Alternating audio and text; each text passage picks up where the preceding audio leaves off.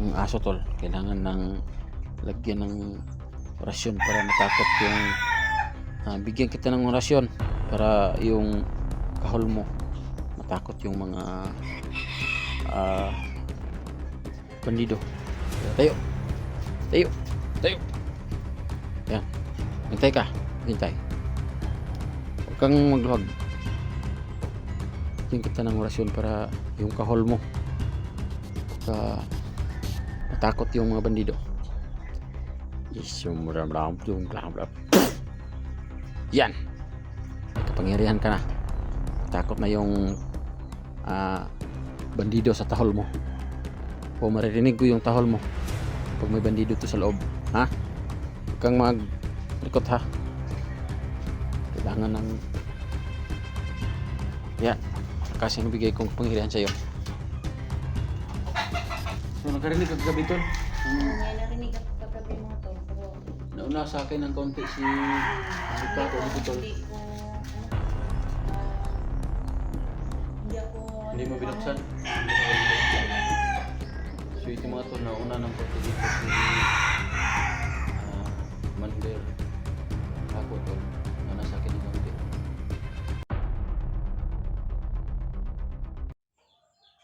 So yan tol, patuloy tayo. So samahan niyo akong maghahanda tol.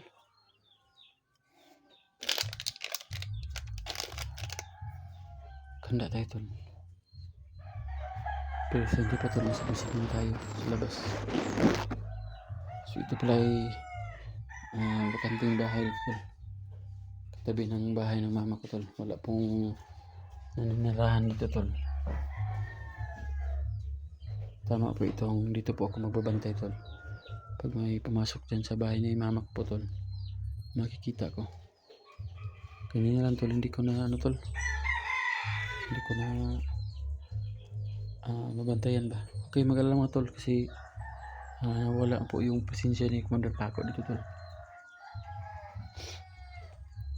Okay, mag-alala tol na maghahanda pa po ako papunta kina Elektra. Alam ko naman po yung saan yung pinaka malapit na daanan papunta doon. Kailangan ko magmadali tol para makapunta na ako.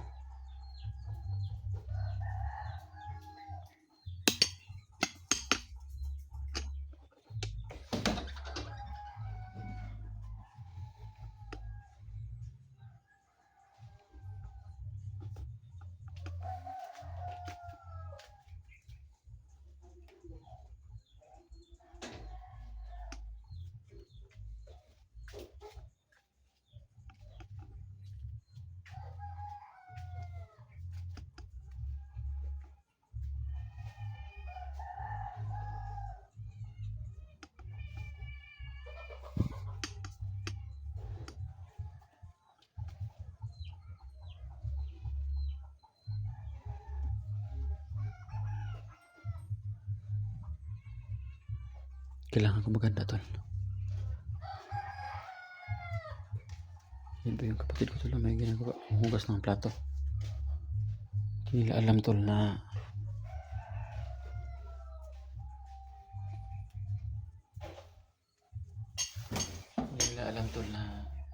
may malaki palang problema kanina tol. Hindi nila alam na kung kapasok si Commander Paco na naging kulto tol. Hindi nila alam kung ano ang nangyari sa kanila tol. Ako lang po yung kasi nagkaalam tol, kasi ako lang po yung may orasyon o may kapangyarihan tol na makadetect ng kapangyarihan ng kalaban. Butin lang tol na hindi nakapasok sila tol. Hindi nakapasok si Commander Paco talaga. Kasi yung inilagay ko na orasyon sa buong bahay tol, medyo malakas-lakas din. Kaya yun, paghawak ni Commander Paco sa pinto, natumba. Kasi malakas yung kapangyarihan na inilagay ko tol. Paglabas ko maya tol, paglakad ko, kailangan ko na naman ng lagyan ng orasyon yung bawat sulok ng bahay tol. Mamaya. Kasi pag may kalaban tol, hindi makapasok. Yan yung plano ko tol. Kaya sa ngayon tol, handa na ako tol. Yung kagamitan ko tol, nandun sa loob ng bahay ni mama. Doon po yun yung mga gamitan ko. Isang kuha lang po ito, kompleto na po yun. May mga bala, kaning, at saka mga medicine kit tol. Kung maano man tayo, may duyan rin tol. Kaya kompleto na po yun tol. Kasi babalikan ko na po yung kapatid ko. Pero hindi po ko pa po pupuntahan kapatid ko. Daanan ko po sila litra tol. Kasi kailangan na madaanan tol para makapaghanda man lang sila tol. Kasi kaya mag-alala tol, tawagan ko na siya na maghanda. Alam kong katulad din dito tol na may orasyon din. Di rin yun basta-basta makapasok yung masamang tao na si Paco tol.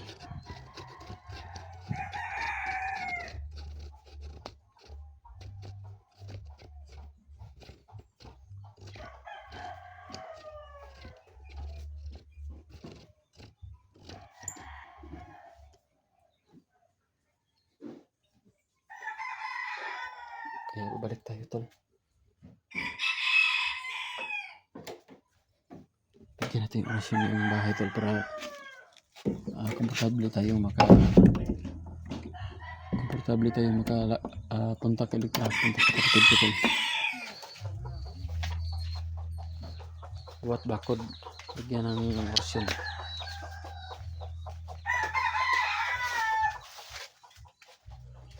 O bawat pinto tol. Ito tol.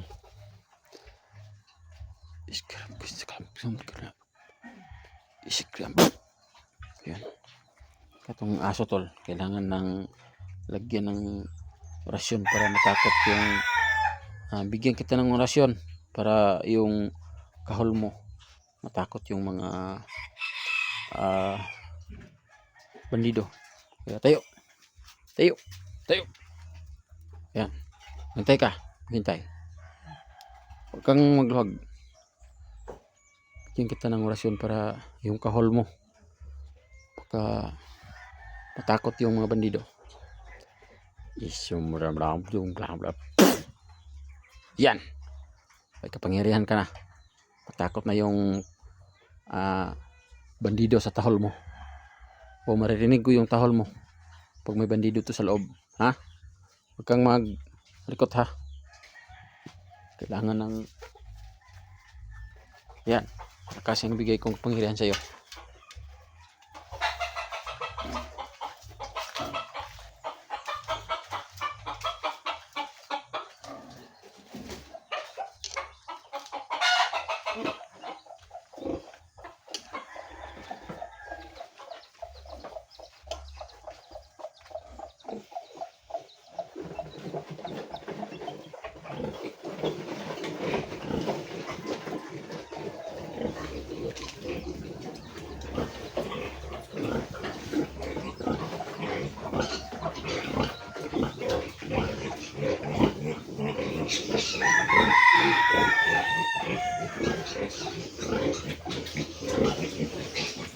Marami pang baboy ng mama ko dito tol.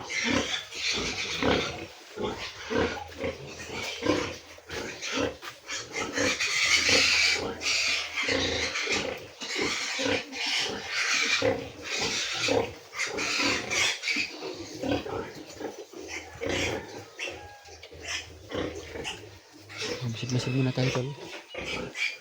Sa likuran tol.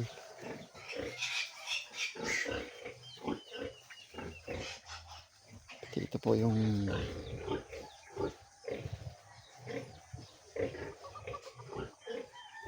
pader tol. Lalagyan natin ng orasyon.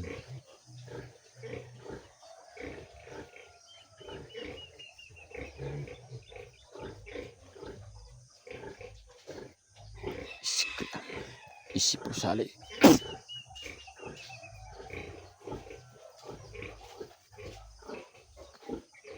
Ayun, tol.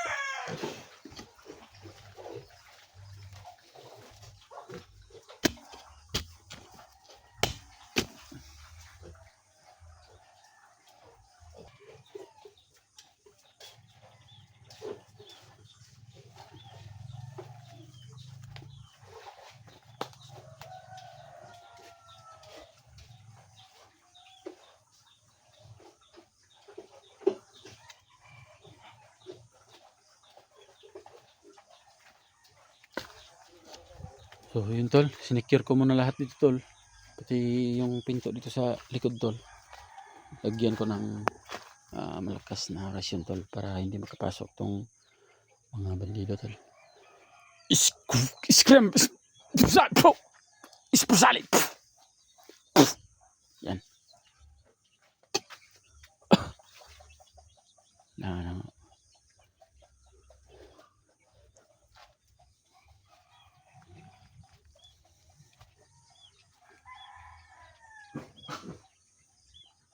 Kasi hindi basta-basta po yung kalaban tol.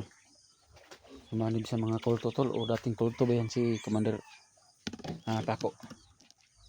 Kaya kailangan nating isiguro. Kasi buhay rin yung iiwan natin dito tol.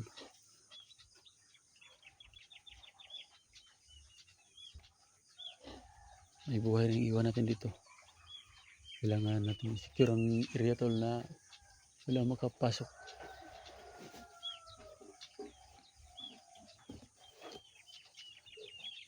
Bakit kaya natuntun ni Commander Paco to tol? Itong lugar ng mama ko tol, lugar ko. Hindi na safety to tol pero hindi talaga sila makakapasok dito tol. Yung lakas yung oras yun na nandito. Kaya wala silang magawa tol.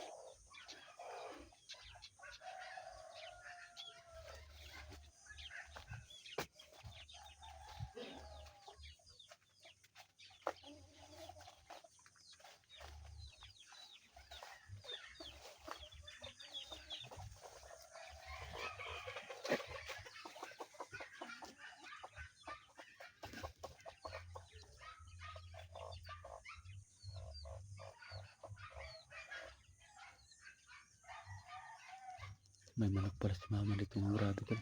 Grabe makapangitlog. Nalabas na mama ko tol. Ano?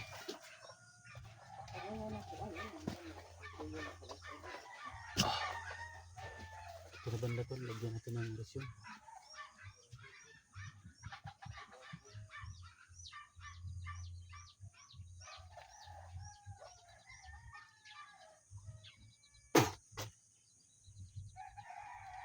Ito napasok tol.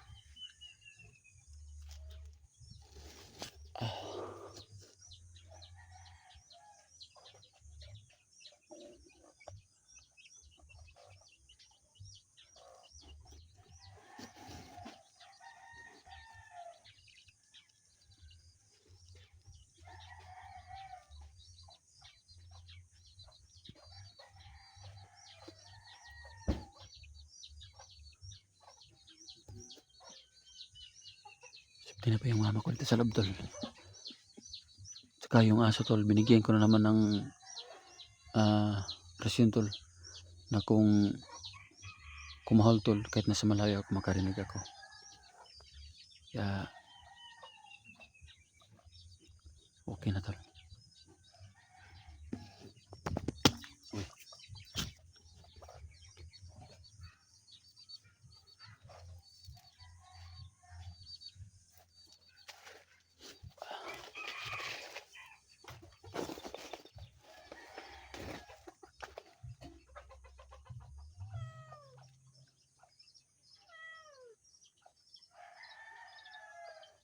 Pati itong pusa tol.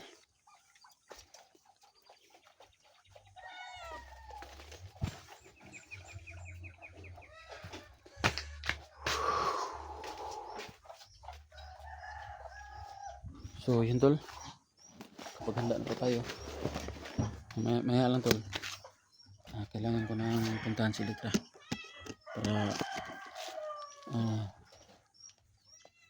alam ko tol na hindi pa nakarating si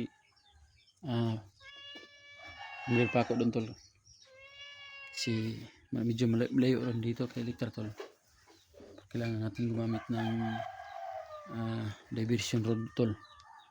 Alam ko yung pinakamalapit na daanan punta rin. Kaya hindi ko mag-alala, kampante ako tol.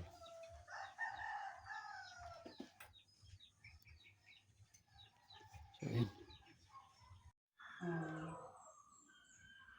Dumating na si Idun tol.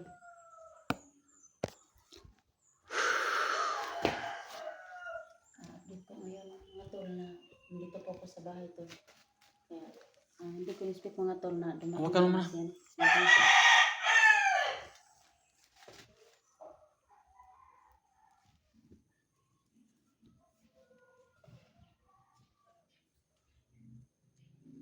Nag-ayos ng buhok niya. Sensya na tol kasi kanina madaling araw ako nakarating dito. Kita mo yung last upload ko? Oh, nakita ko yun, idol, bakit napunta si Paco sa yan? May ano na tol, may kapangyarihan na si Paco na naging cruel ko tol. Teka lang tol, tingnan ko ha. May paminto. Paminto. Ito, wag ka mo. Bilis.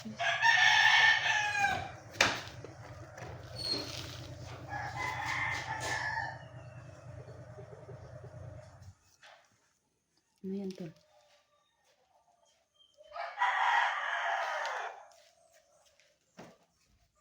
Ano yan? Bahay tol, minto. Hmm? Bahay mo dito, minto tayo.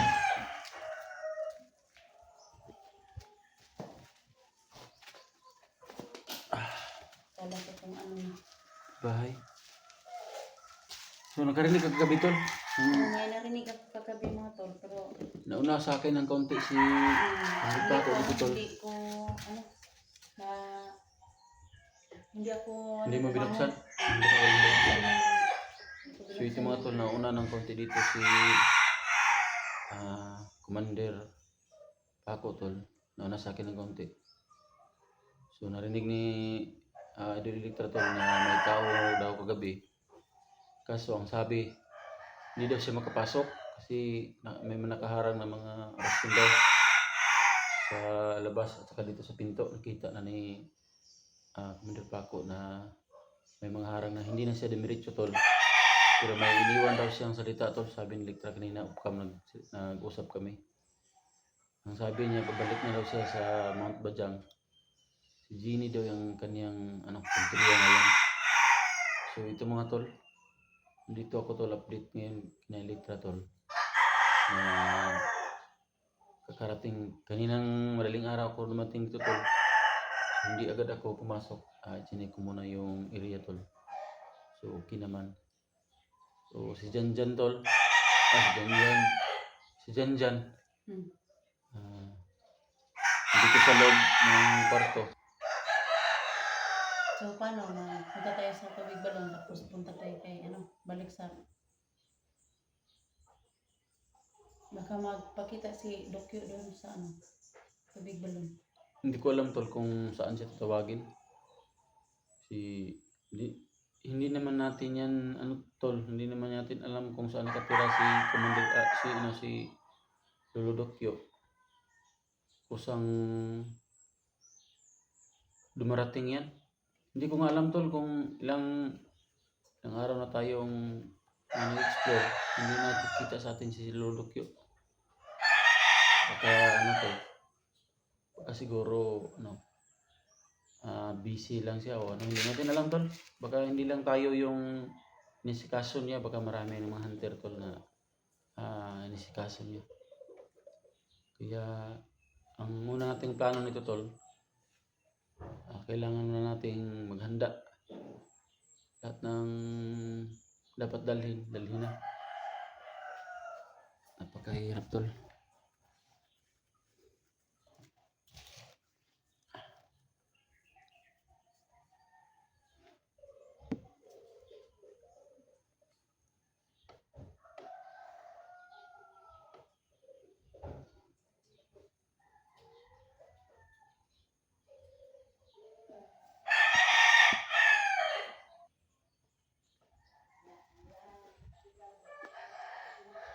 So ito mga tol, dito na po tayo ngayon sa kay Electra.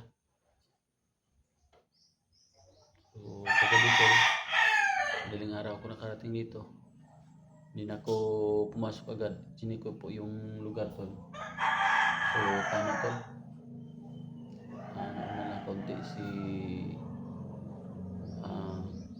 Commander Paco sa akin. Kaso hindi nakapasok tol kasi may mga araw na mga orasyon doon sa labas saka dito sa may pinto. So, narinig lang ni Electra tol na babalik daw siya sa tol, Mount Bajang. Doon po tol, nandun yung kapatid ko tol. So ganito yun tol. Handa na kami punta doon kasi yung kapatid ko tol, kawawa naman. Saka update kay Jan tol, dito sa tol, kwarto. So sabi ni Electra kanina, nag-usap kami, okay naman yung sugat niya. Sa Tagalog yung naulian. Ayun. Okay na yun tol, sama daw niya kasi dablis lang. Nilalag na tol. Kaya mahina. Pero huwag kayong mag-alala tol. Sa ngayong oras na tol, medyo okay na daw, sabi ni Electra. Nakatulog tol. Katapos lang kumain. So, may privacy naman siya tol. Kumain na doon sa loob. Hindi talaga siya mapakita ng mukha sa ngayon. Hindi ko alam kung anong plano niya tol. Kaya tuloy kami tol. Dapat lang talaga tol na tol, maganda talaga nito tol. Hanapin natin si Lolo Dukyo. Saan natin mahanap? Kasi hingi tayo ng gabay kung anong gagawin. Kasi hindi na basta-basta yung kalaban natin tol. Si Commander Paco para tol ay isa palang kulto. So alam natin yung kulto tol, nang mangasok ng bahay, nangunguha ng mga bata, lahat ng mga karahasan tol ginagawa ng mga kulto. Kaya hindi na basta-basta yung kalaban natin tol. Tulungan nyo kami sa mga hunter dyan na hindi nag-explore. Explore po tayo, explore kayo tol. Tulungan nyo kami na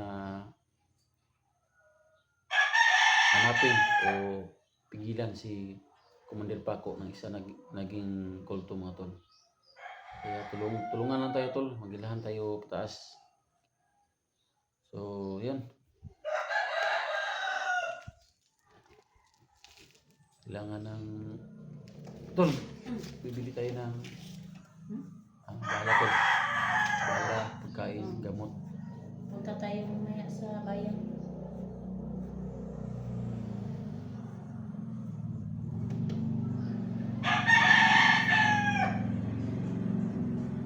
Tol,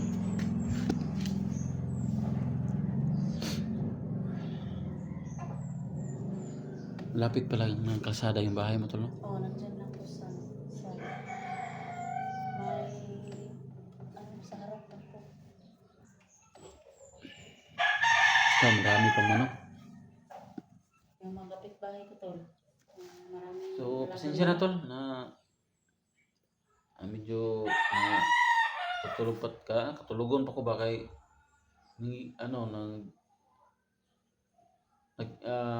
nagsimula akong napunta dito kagabi tol.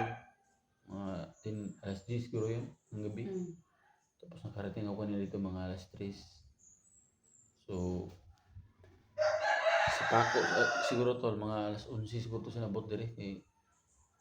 Hindi kasi ako hindi kasi ako nakarating agad kasi sinicure ko na yung bahay ko muna. Nagyan ko muna lahat ng, pati nga aso tol, binigyan ko ng orasyon. Na kahit nasa malayo ako tol, magkarinig ako sa kanyang kahol. Kung bandido yung kinakahol niya. Lahat tol, pati pusa. Binigyan ko ng orasyon para secure tol. Malaman ko ba na bandido yung nandun sa bahay tol. Lahat ng mga safety protocol tol, ginawa ko para sa maligtas yung mama ko tol. Kasi andun yung mama ko tol. Saka yung kapatid ko. Saka papunta dito tol, malayo. Nasa 6 na oras. Pinakamabilis na. Kaya gabi na ako nakarating dito. Hindi lang ako nagbibideo papunta dito tol kasi sayang yung battery ba, baka malubat. Kaya, Ito ngalit na. okay lang ako, hindi ako ano. Kasi kagabi may narinig ako ng maingay. Huwag ka talagang, pag nandito sa bahay ka tol, huwag ka talagang agad bukas. Yung pinto ko, nilagyan ko naman yan ng orasyon sa bintana para hindi sila makaakyat.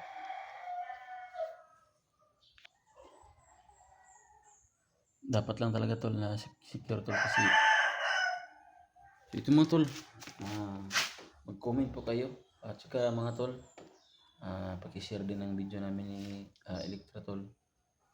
Pag-share tol ng like tol para sa atin yan tol. So ito po tol, Edwin Adventure. Shout out sa lahat dyan, mga kaibigan natin, mga viewers ko, silent viewers, supporters. Thank you mga tol. Ingat-ingat po tayo lahat. Kasi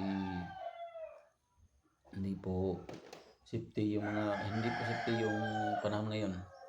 Lahat po ng mga may batang anak na mga na mga yung nasa mga 13 to 14, 15 ganyan. Bantayan niyo po mga tol kasi yun po talaga yung gusto ng mga bandido na mga edad na kunin. Kasi mga hyper pa yan sila. Kaya nilang gumawa ng karahasan. Walang pag-alinlangan kasi mga bata pa. So ingat-ingat tayo tol. Shout out sa lahat dyan. Shout out kay sa Team Pugi. Kaya lahat ng Team Pugi. Sa Team SG. Shout out. Sa Team SG po. Shout out. Idol SG. Shout out po sa area Idol. Ayun. Ingat kayo dyan.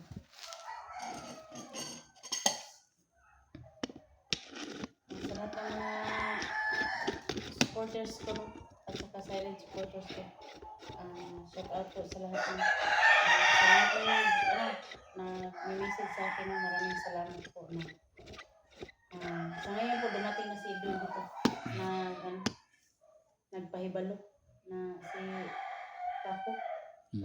Paco nandun sa kanilang bahay po mga tol. Nasundan ako tol. Hindi ko alam kung bakit nasundan ako. Pero kagabi po mga tol, may narinig po ako dito sa aking paligid tol na maingay, pero hindi ko ako nagbukas ng pinto at saka bintana. Kaya ano lang ako, parang nakikinig lang ba.